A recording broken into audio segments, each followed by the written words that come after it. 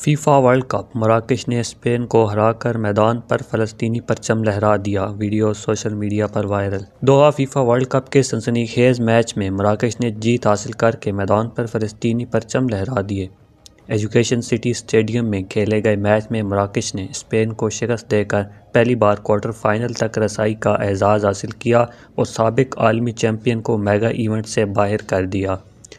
Event کے super 16 مرحلے کے میچ میں اسپین اور مراکش کے مابین سنسنی خیز مقابلہ دیکھنے کو ملا، جہاں اسپین نے میچ کے آغاز سے ہی جارحانہ حکمت عملی اپنائی، تاہم مراکش کے دفاعی کھلاڑیوں نے اسپین کو گول کرنے کا موقع فراہم نہ کیا۔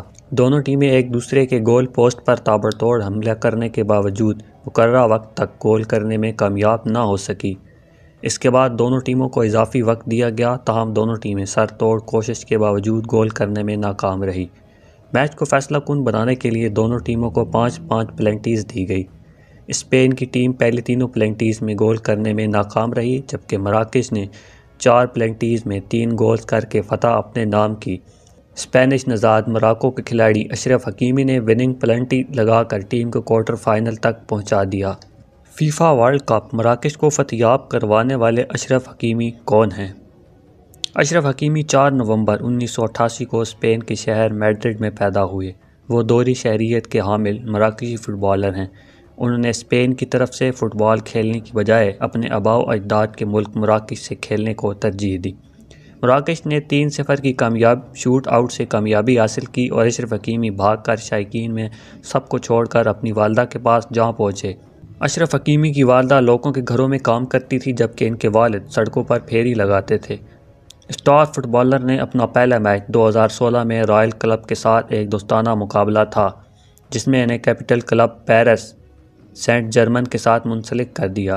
وہ رائل میڈرڈ کے ساتھ کئی ٹائٹل حاصل کرنے میں کامیاب رہے اور 2018 ورلڈ کپ میں شرکت کرنے والی مراکش کی قومی ٹیم میں بھی شرکت کی۔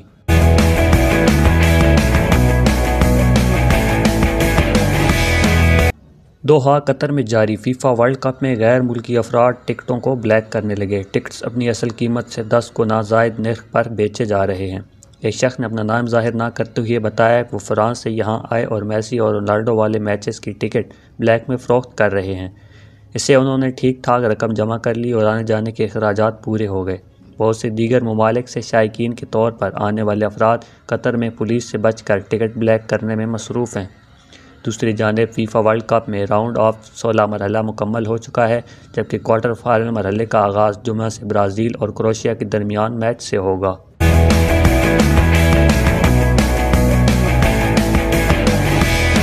فیفا ورلڈ کپ رونالڈو کو سوئٹزر لینڈ کے خلاف میچ میں ڈراپ کیوں کیا گیا؟ لوسیل اسٹیڈیم میں کھیلے گئے میچ میں پرتگال نے سوئٹزر لینڈ کو یک طرفہ مقابلے کے بعد 6-1 گول سے شکست دی تھی۔ اہم میچ میں پرتگال کے مینیجر نے کپتان کرسٹیانو رونالڈو کو ڈراپ کر دیا تھا۔ انہوں نے جنوبی کوریا کے خلاف اسٹار فٹ بالر کے رویے پر تنقید بھی کی تھی۔